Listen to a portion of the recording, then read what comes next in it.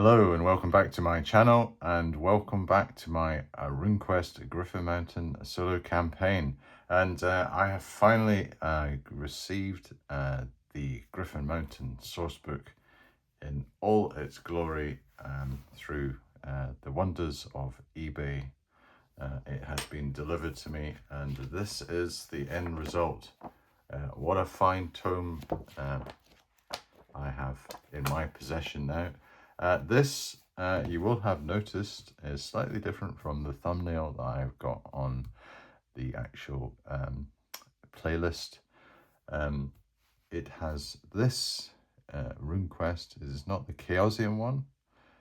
This is Games Workshop, and Games Workshop were allowed under license from Chaosium.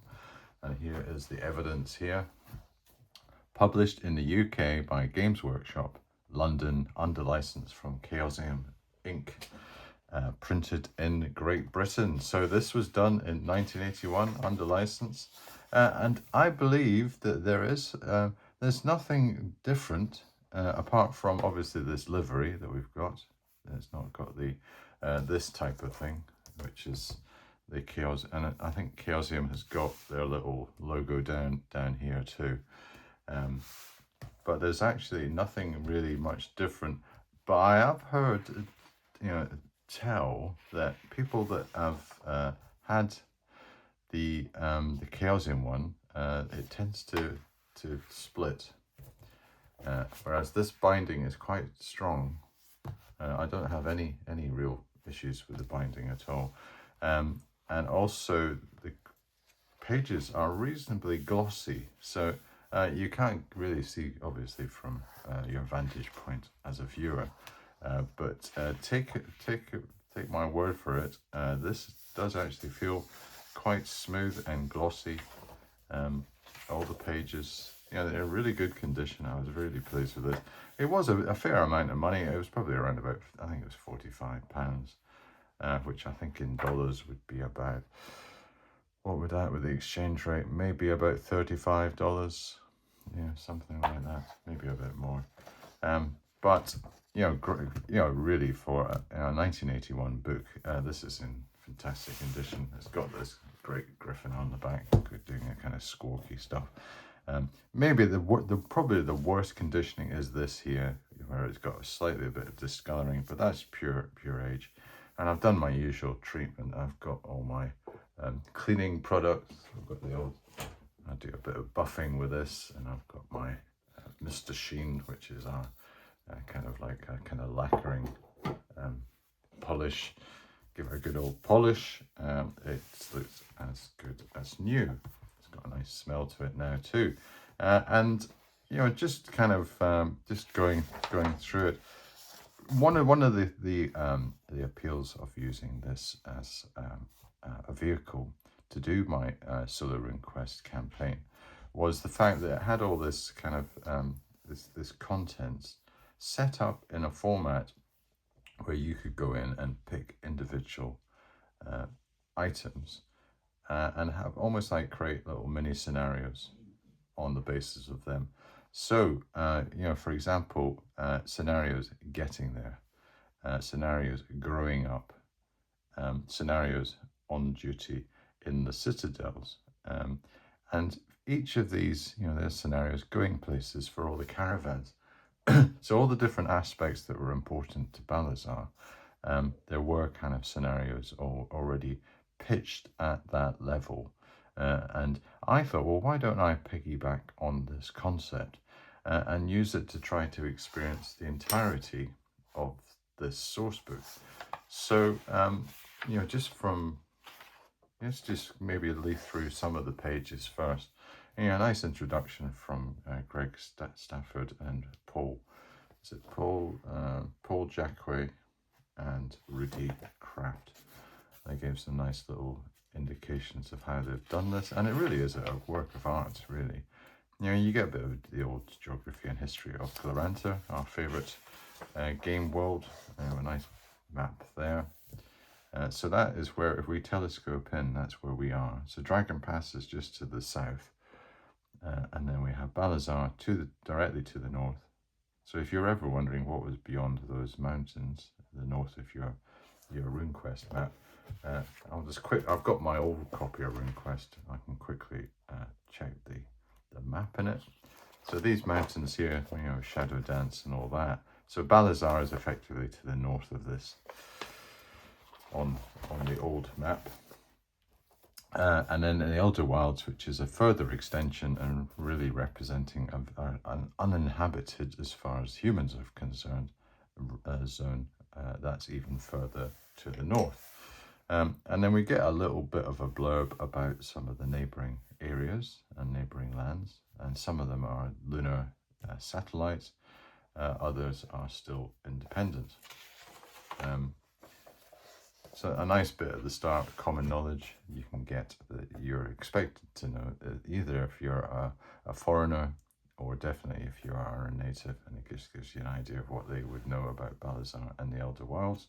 And a region called the Elf Sea, which is, I think, had sea elves on it, so that's quite exotic.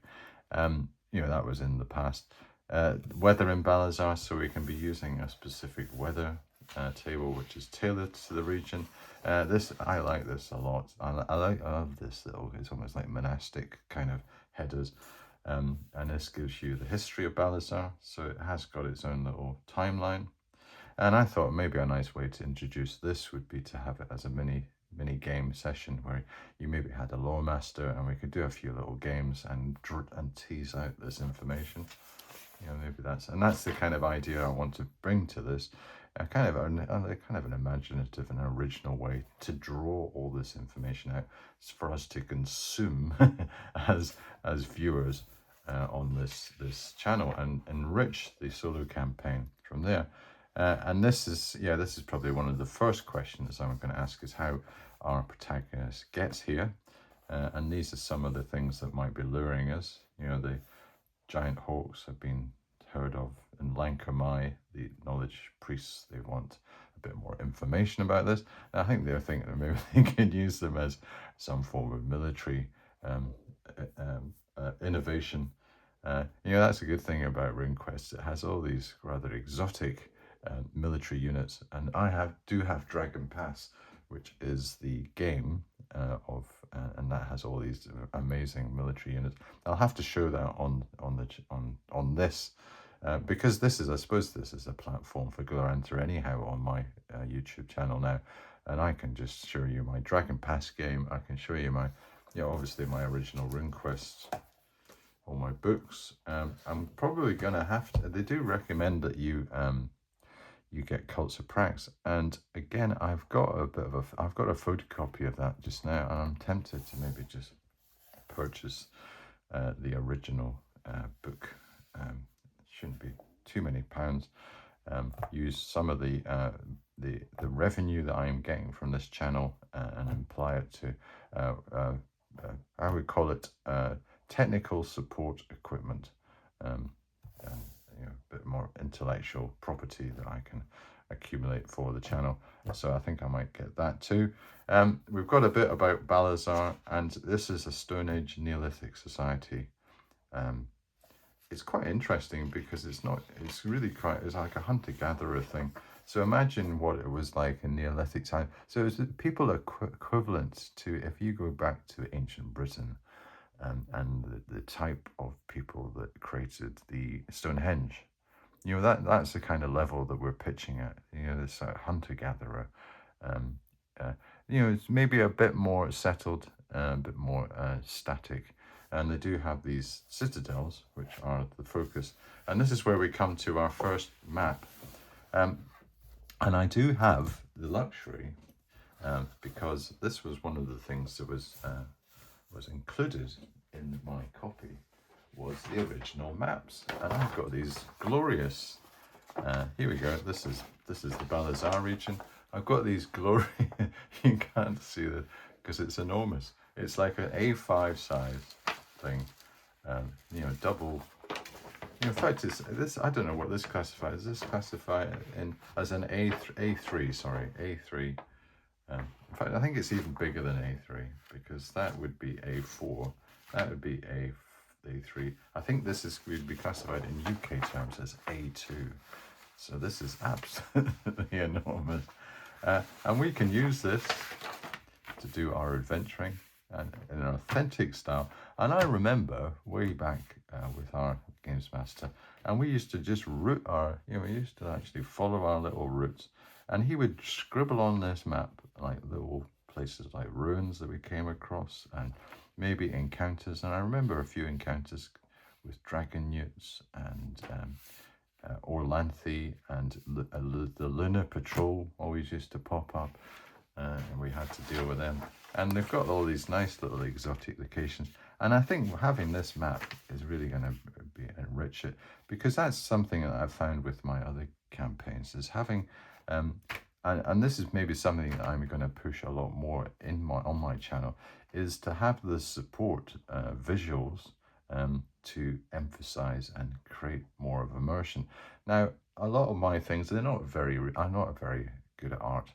I can't really draw, and I'm not a cartographer or anything, but I can do a kind of rough workman view of what a map is, and that is sometimes just all you need. You just need some form of support, and things like this give me inspiration to do that for all my other campaigns, and I think that's important. So this, at least I've got this to hand, and I can use this, and it really is a glorious thing. And it goes on to the other side, and on the other side we have the Elder Wilds. The North Plain, Troll Hills, Blue Dogs Gap. Yeah, isn't that fantastic? So it's all there. So it's just waiting there for us to explore. I will just put it back over there. So that's that. So that's a blow up of effectively this that we can use. Dogs are a big thing in Balazar. It's almost like man and his dog are in a symbiotic relationship. So there is an example of what these characters do. He's got very hairy legs. This one, I always notice that his hairy legs, his hairy arms, and these couple of dogs, and they're yapping away. So dogs will be, we can have some dog. If you're a dog lover, you're in heaven, role-playing heaven. Balazarian player characters. I am going to come to this in a second, because I have a bit of an innovation on that, but wait. We do have some indigenous cults, their religions, Hearth Mother, and Brother Dog, another one, and Balazar, obviously, which is the founder. And it'll be an interesting relationship between the cults and the foreign cults, which are the ones, imported ones, like Orlanthe, the Seven Sisters, that type of stuff. Cacodemon, that doesn't sound too clever, that one, too nice. This, again, I will come to this. This is probably one of the scenarios that we could be using for an indigenous character. So, not a foreigner that would be coming in. And you can go through all these individual trials, and that's quite a good way to just get us introduced.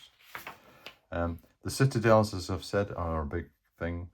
They are the focus points of politics and religion and intrigue and all the good role-playing stuff. So we're going to have those. We do have some generic things like local children, who seem to be a pest no matter where you go.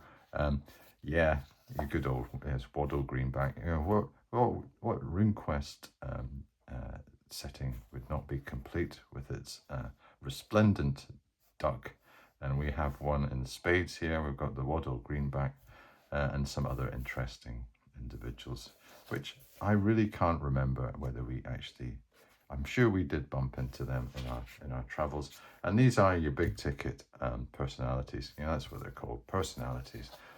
Larger than life characters that we can hopefully interact with and have a bit of banter and look at their statistics. They go on forever. All sorts of very good. Play harp 75%. What a life skill that one is to have. We've got this. I always quite like this, and I kind of modelled my some of my innovations with my. I started, I suppose, on this channel with my green dragon, and having quite a lot of layers of mechanics in the inn. And I used to have to try to explain or try to justify. Well, I didn't really have to justify. I felt I had to justify making the inn such a focal thing. But I think inns and taverns in any setting is, I have used them in just about all my campaigns so far, and they've been effectively a hit every time. I've really enjoyed that, and it's given me a base, it's given me a place to find out information, a place to recuperate, do all those good things, and a lot of intrigue going on. And my Green Dragon in my AD&D campaign is probably an in par excellence as far as my channel standard is concerned. But there are a few others that are catching up and they're doing a grand job. And I think I drew initial inspiration from something quite as simple as this, which is usually just basically an inhabitants table and some special sub activities. Things like activity table, what they're doing, and that sort of, that would kind of, that's where I got the inspiration. And remember, back in the 1981, there wasn't any of these massive selection of source books and solo aids, and in fact, solo role playing wasn't a concept back then. So you really had to just rely on your own resources, your own imagination. And with nothing else to point me, I used to use things like that. This and some of the, when I come to do my chivalry and sorcery campaign, that has a lot of random tables too. And I think I've used them as inspirations in my first generation one. And that's why I've maybe not felt the need to maybe invest too much in things like Mythic and some of the modern tools, because I had enough from the first time around, and I had to use my imagination to generate that. And maybe that's one of the things about this channel, that I am not using any other modern tools, even though I think I do have a couple of modern rule sets that I am using, but again, I use them as in my old style way, and I don't know. You could argue that solo role playing, you should be trying to use it as random as possible, and it should be following the dice. I quite like having some hybrid ones where I'm not really quite as random, and it's almost like I'm directing it, and I'm using the dice to help me resolve some outcomes. And then that is probably I think the tack that I'm going to take with this is to use this source book, interpret its contents, try to tease out all the information here, and express it with my characters as they have experiences in this world. So this is the inn and taverns would be, and yeah, I love these maps. Isn't that fantastic? Just show you these great big walls they've got. Something about giants creating these for us, but a bit kind of not mumbo jumbo, because when you think about the RuneQuest world, it's quite mythic. It's got that kind of it's got that really quite astounding fantasy element in it, where you do have gods and whatever are very close to mortals, and humans can ascend to the heroic level. So that is one of the citadels. Elkoi, I think Trillis is in the middle. Elkoi is one that's been basically taken over by the Lunars. So we get all these interesting, we get this good art. I love this picture. This shows you basically how rough it is inside. It's got pigs. And he's obviously not very hygienic, so it's got kind of medieval standards of hygiene. It's got these very interesting, quite cartoonish things, but I quite like that. I think it was quite good. It drew out the kind of quirkiness of RuneQuest, and hopefully I can get some of that quirkiness in this. And this is probably, I think, the largest one, Elkoi. And Daikeen's the one that's probably the most independent and is the furthest away from the Empire. And of course, the Empire will be a big factor. I do like dealing with the Lunar Empire. I am not a great advocate, maybe. I'm more on the side of the Sartor and the Freedom people, but you still have to admire them for what they do. And then we've got these scenarios which were actually, we could actually use as springboards to doing some real adventuring out with the citadels. And then you get introduced to the leaders. There's all the cults from the outside, the light bringers, and some of the personalities associated with that.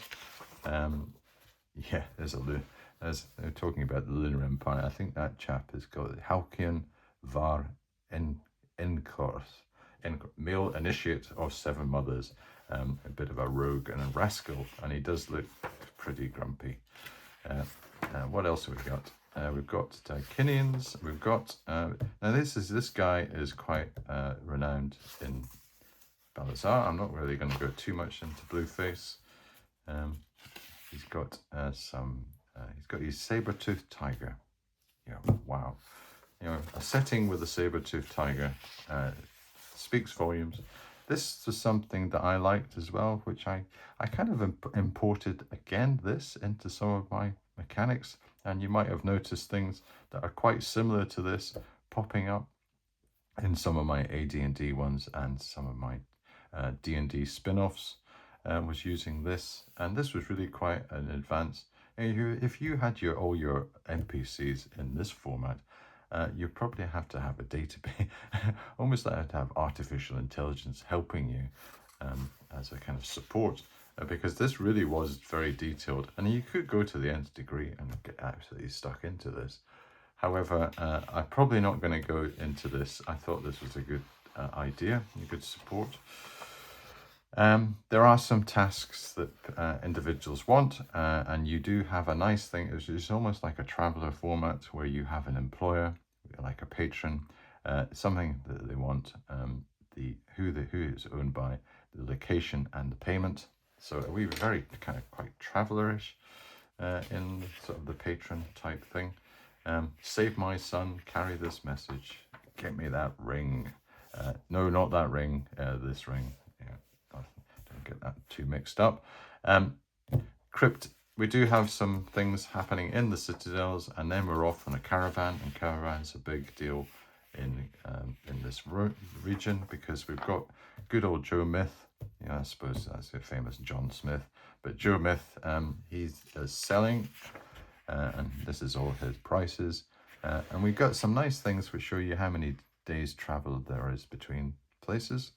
And what the caravans are when they're running. So this really creates quite a nice little environment, quite a rich and immersive environment for us. And that's really what I want to try to I can throw this type of stuff in and say, oh yeah, fire season, there's going to be 6 supply caravans, that kind of thing. I don't really have to sit there and work it out myself. I've got it all to hand. And as long as I do some deep research and reading on this, and it's a joy to read, I can try to bring that out. Joe Myth is personality of interest. We've got a bit of Asaris going on here. Yeah, I do like the Asaris cult. I think that's an interesting one. Yeah, he's got a lot of goods for sale. Saddle 50 to 500 lunars. Whoa, yeah, that's a bit pricey, but there you go. Inflation of the area, and look at this lovely little diagram. It actually shows you the configuration of his caravan. So you could actually have that set up with either figures or pawns or something. I'm not saying that we're going to attack it, but maybe defend it. And that might be what we have to do. So there are other caravans. Dwarves are up to stuff, and so are elves. So we get all the other creatures. I'm not really going to spend all the time going through. I really wanted to just show you just how if you haven't come across Griffin Mountain before and aren't aware of it, I just wanted to show you the absolute wealth of information in this. We've got information for sale. Look at all this stuff that I've got that backs up all the individual pieces of data on these maps. So Griffin Mountain, maybe not a good example because that's the ultimate one, but say, what have we got for, do a little, Soldier's Ferry. Is Soldier's Ferry in there? Soldier's Ferry. Here we go, Soldier's Ferry, and it's got a little blurb on it. A fort built by Imther many years ago. It is a trading post used by many Western Balazarian clans, etc., etc. So each of these little points I will have a little bit of blurb on already, which is great. And it's kind of like where I want to get with all of my other campaigns, where I do have those little nuggets of information. And there are ones that information for sale, which are far more, and this is very sophisticated too, a bit kind of travellerish, where you have different types of information. And I try to port maybe some, you might be able to recognize some of these ideas that I took back into my AD&D campaign. So I have this information, like a lore mechanic, where if we find out something in our dungeon expedition, I can roll to see how much that information value is. And I think I might have got a bit of inspiration from this. I can't honestly remember, but yeah. So there's lots of different information sources, blah de blah de blah. Maps for sale, yeah, that's good. And I got all these lovely handmade maps. And again, this is something that I want to bring out in some of my other campaigns, is just to have these. Even like as part of table clutter and just sitting around. So less of actually just having maybe empty real estate on the screen. I've got these things sitting around. Bit on rumors. Look how sophisticated this is. Tailored reactions, which is really nice. So like how people get on. So let's see against Lunars, pretty neutral, hostile for other Lightbringers you'd expect. Yomalios, they have a bit of a hard time sometimes. Friendly with a lot of the Balazarians seem to be quite happy with the Yomalios. And then we've got all these individual encounters. They go on. Dragon Newts, one of my favourites. A lot about dwarves, so the dwarves are a big deal here. The Lunar Patrol, yeah. Enough said about them. Orlan, Sabertooth, the Smilodons, I think that's their prehistoric name. Trolls, wolves, and yes. And then we start moving. Yeah, this is something that I've just skirted over actually, which was if you were actually exploring, you could have a found encounter table, and there was a chance when you were exploring a hex that you got one of these. And this is really quite a mature, advanced, for 1981, this is quite a nice little idea, and it would give you like little details of what these things were. So I've got all this to hand I can use, and dealing with like one of these would take probably half an episode, I would say. So there's so much information here to use. And then of course there's the big ticket points of interest, this type of stuff, which is, you've really got to be quite a powerful individual to take this on. Again, we will come to that anon. So I think I've maybe shown you enough of this just now. There's the ultimate, the Griffin Mountain, before your very eyes. Okay, so that is done. I will put this to one side while I will finish off the rest of the session and just give you an idea of how I want to play this, and how I want to welcome you into the world of Griffin Mountain. New book, I've shown you the map. The format of the source book has been quite episodic. My desired style of gaming is also episodic. First of all, we're going to need to decide on where to start geographically, and who our chosen protagonist is going to be. Because I want to access and experience all the sections of the source book, so all the stuff in the contents, which is quite nicely laid out here. Experience Balazar at different levels. I've made quite a bit of a fundamental decision on this. I've finally decided on what I call a dual path for this solo campaign. And you might say, well, what does dual path mean, Brian? Well, I'm just going to explain it to you now. I am going to use 2 characters in mini game sessions to draw out every dimension contained within the source book and try to incorporate related Gloranthan material when appropriate. So things like in Cults of Prax, I probably mean that type of thing. I will set up a succession of scenarios for those two protagonists to experience. And the play style will be largely directed by me, but will have random elements modifying the gameplay. So I want to be in charge in this one. I want to be saying, right, today we're going to be adventuring in, say, Elkoi, the Citadel. And it's going to involve X, Y, and Z. And that's the kind of framework I want to work to. Whether the dice allow me to maintain that trajectory, that will be the friction that I get from the role-playing experience. I'm planning to be quite hands-on with the direction of the game. So that is where I'm saying I want to do such and such in this session. Let's see if I can get to it. And I think this is going to be quite a new experience for my channel, which has been quite, I would say in the majority of cases, I am more random. There are a few that I'm doing that are a hybrid, or some, today that you take my Stormbringer campaign, which I'm using. That's an interesting one because I'm using a mechanic where I'm trying to create, it's almost like a story I am telling. So it would be quite narrative and driven. However, I've got enough randomness in it with things that are happening or things that are appearing as if it is random. So like drawing chits out, but I still have like a finite number of chits. It's just maybe the order they come out. It's those type of things that I am probably going to be using here, but it's probably going to be more it's more predetermined.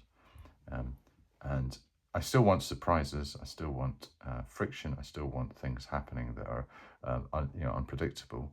But it's probably going to be more set at the start, and see whether actually I can stay to course.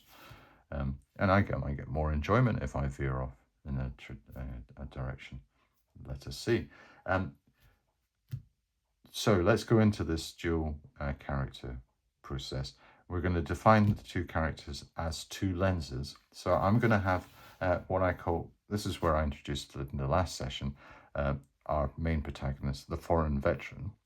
And the purpose of this individual would be to explore, to travel, politics, trade, cults of outsiders, citadels, expeditions, Balazarian cultural misunderstandings because he is a foreigner, dealing with hirelings, temple mysteries, the Elder Wilds, and ultimately, I suppose, mythic level exploration as this character develops and improves. The style is going to be tactical. He's a competent player, so he's going to be around, and he's going to be quite capable. And he will probably be quite goal-driven, and in that fact that he is after certain things. The tone of this particular protagonist is going to be the outsider's journey into a dangerous frontier, and that's exactly what he's taken, the leap of faith, and decided to come to Balazar in search of gain and glory, or whatever else that we can define in the first episode on dealing with this protagonist. And then the other one that I've got is the Balazaring local, and that's our new character. It's basically a green, fresh, effectively our Rurik the Restless, good old Rurik from here. Not when he's a rune lord, but it's this guy here that looks a bit out of place. Let's get a little picture here. Have I got my picture of Rurik? Where has Rurik gone? Here he is. That's him. So it's the Balazarian equivalent of this guy. We're going to be doing. His purpose is to experience tribal life, hunting, shamanism, spirit encounters, village feuds, cults of nature, the local geography, rituals, totem spirits, intertribal politics, raids, encounters with citadel missions, learning to survive. So we're really getting into the kind of the nitty-gritty of this tribal life. And again, from that range, you can see that we can cover quite a lot of hopefully interesting little nuggets of adventure. And the style is going to be ground level, maybe intimate, and it might be quite, down in the detail and personal. That's not to say that the foreign veteran, are not going to be the same with him, but he might be dealing with higher level factors like some of the politics, some of the intrigue of the citadels, maybe at a higher level. Whereas this is going to be much more maybe personal, dealing with individuals and dealing with maybe the tribe's own immediate either threats or opportunities, and he can deal with that. The tone of this is going to be a young native coming of age in a wild world. So, that being said, hopefully these two viewpoints together are going to give me the full spectrum coverage of the source material. So there is a bit in here called Getting Started.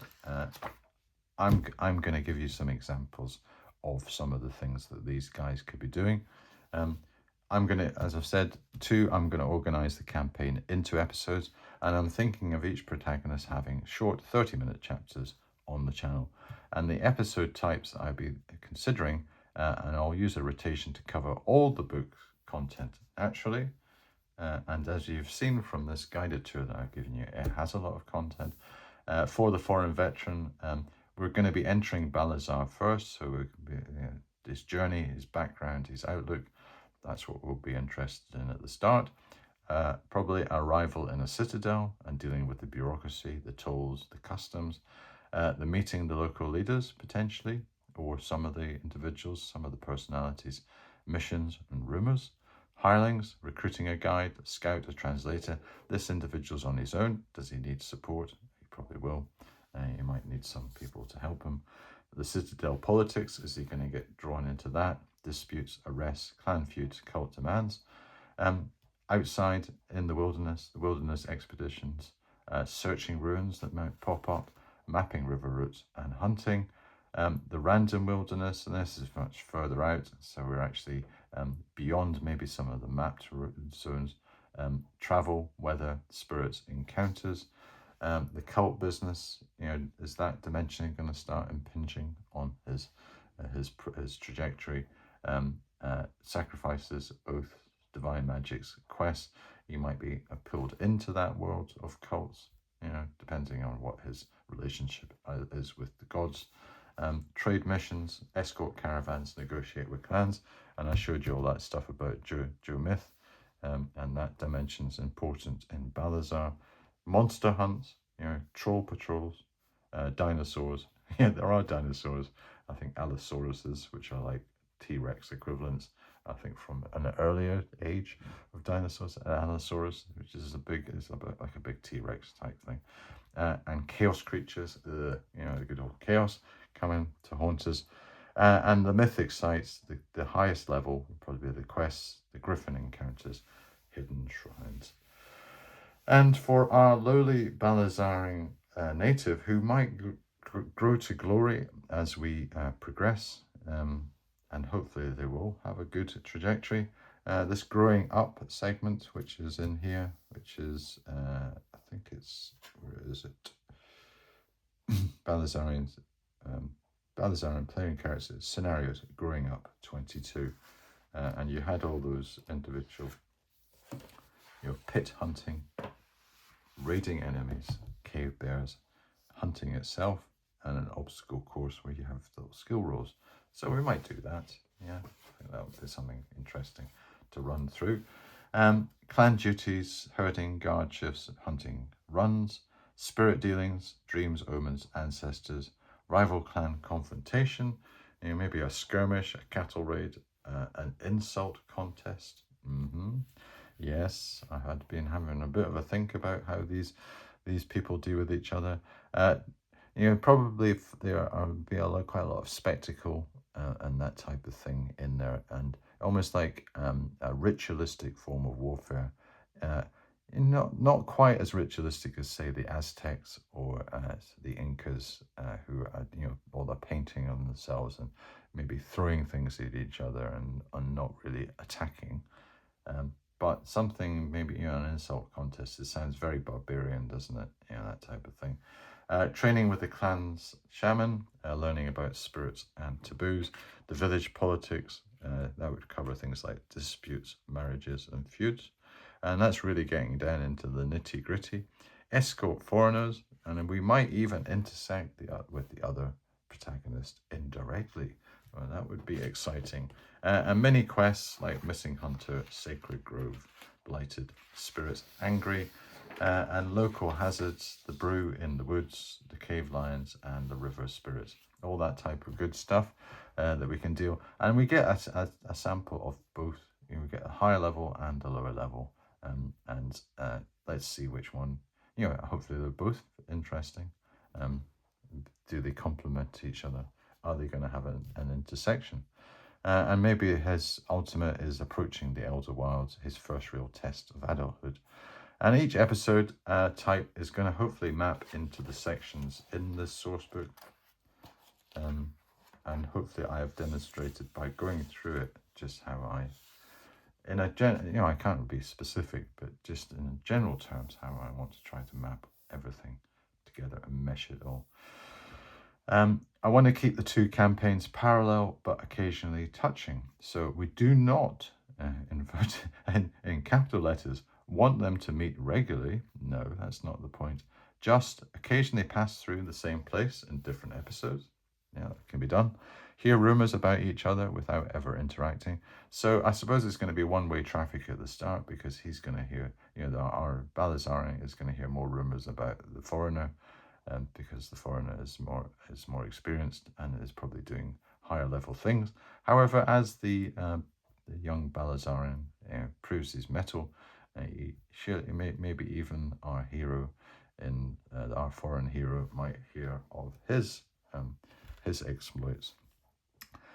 See the aftermath of the other's actions. So they obviously do things in certain places. Maybe there will be a knock-on effect from that, and they see the actual results of what they've been up to. Influence the world state without direct content. So this creates a living setting and enhances the replay value. So if we visit somewhere where one of our other characters have been, we get this replay value because we're not feeling that we're just going over old, and it's almost like a fresh experience.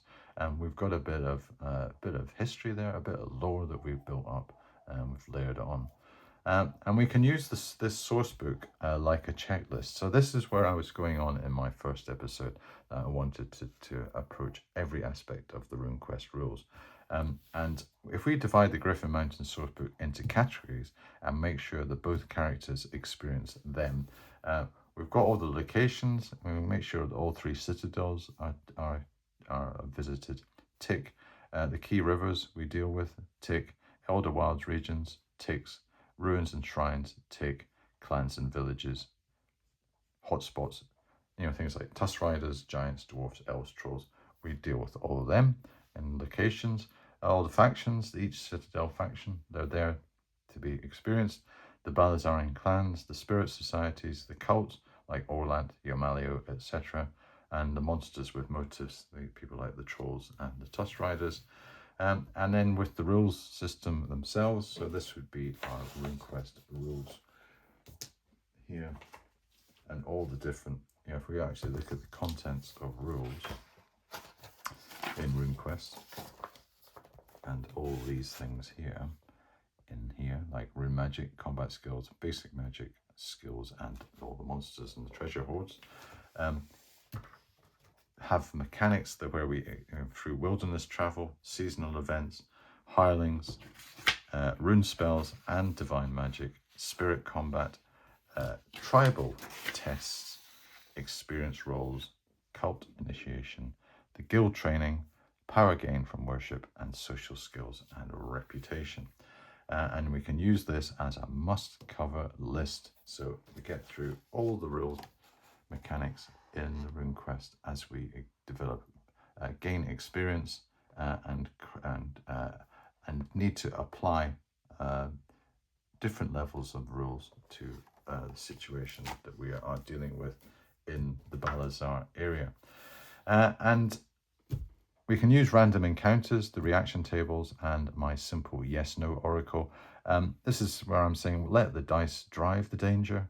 And this combined with the fluid combat and skill-based systems will create ample immersion and immersion gameplay. So there's enough dynamic going on in the RuneQuest system themselves that really creates a lot of unpredictability, and also real entertainment from when you see a full-blown combat being played out. And we used to have some amazing combats with small groups, larger groups, whatever. They were always exciting. They were always very quite. I think it was the fact there was all these different mechanics going on, and the hit location, and the fumbles, and the critical hits, and whatever. There was always something happening, and it was always you could not replay a combat the same way again. There was always something very special happening every time. And we're going to give each character a long-term personal arc. So this is going to maybe shape their overall motivation, and I can stamp this at the start, and this will modify as we go through and they evolve. However, we might have a few ground rules at the start that they are trying to aspire to. Let's see whether they can keep to them. And like with the foreign veteran, his main goal could be uncover mysteries of Balazar, map the Elder Wilds, or join a Citadel faction. These could be options. And his secondary arc, if he has one, seek wealth, cult power, lost treasure, or personal redemption. So that could complement these, or maybe it is in slight opposition to some of the higher noble goals that they have. Seeking wealth might conflict with some of the other things he needs to do. The Balazarian native will have a different set of goals: adulthood, right, spirit quest, avenge a wrong, become clan champion. So they are much more localized, and they're to do with the actual Balazarian culture, the Stone Age Neolithic culture that we're dealing with, and hopefully that'll be quite interesting. Dealing with those levels of goal, and his secondary arcs are probably things like exploring his heritage. That might be interesting.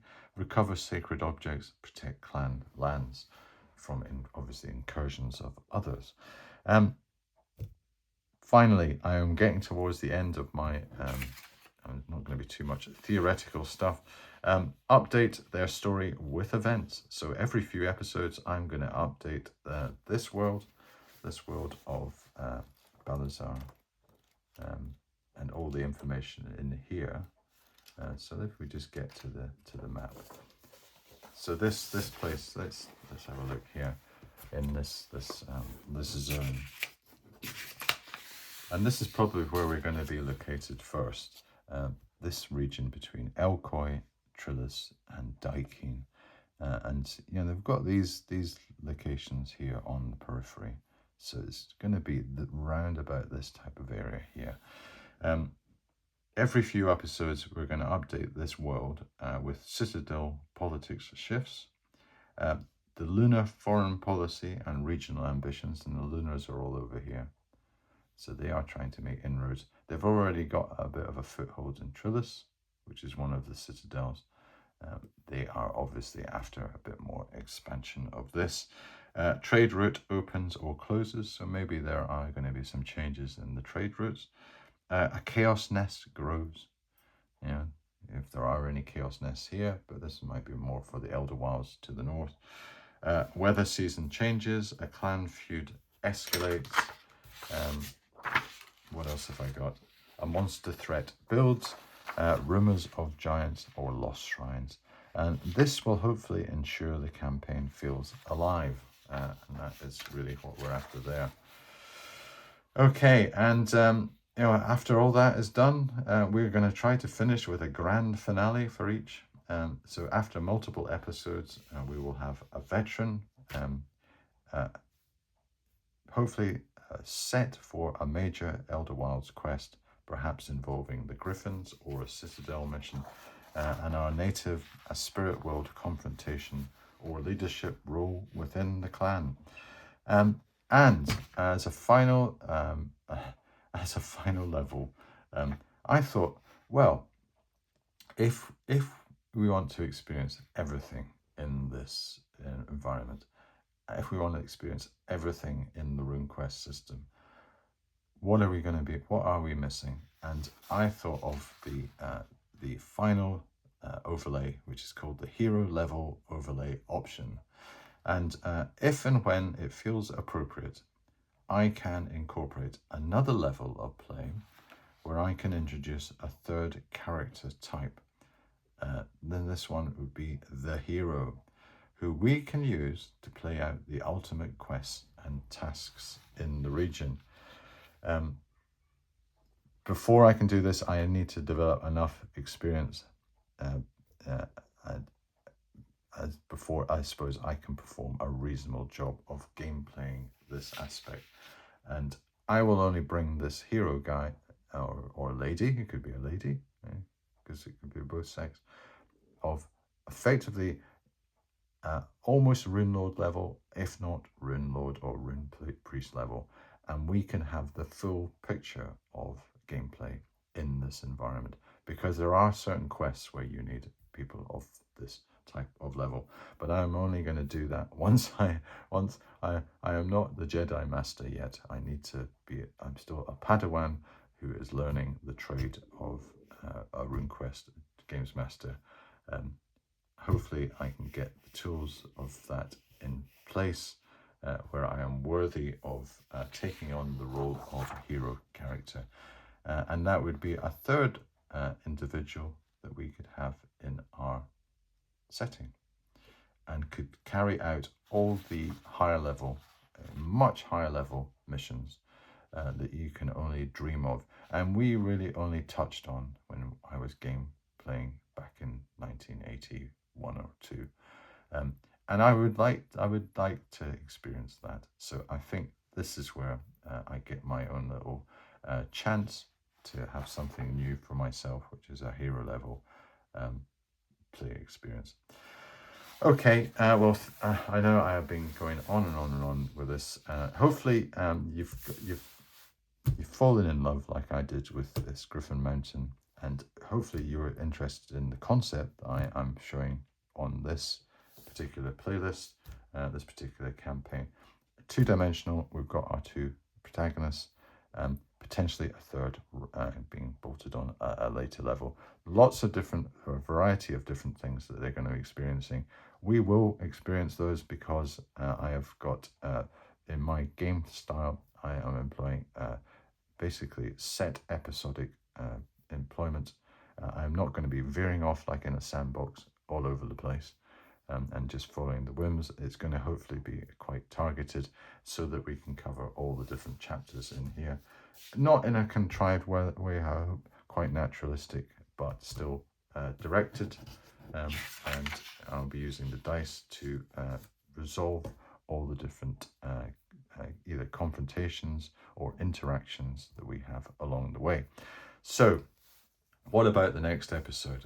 We are going to create our two protagonists and determine their backgrounds. That's what we will do first. And we will place them at their starting point and probably for the veteran, provide a reason for his or her arrival in Balazar. And then it's over to, basically we'll choose one to go with first and we're off. And yes, so, and you won't get any more of this theoretical stuff at the start. My point was to show you this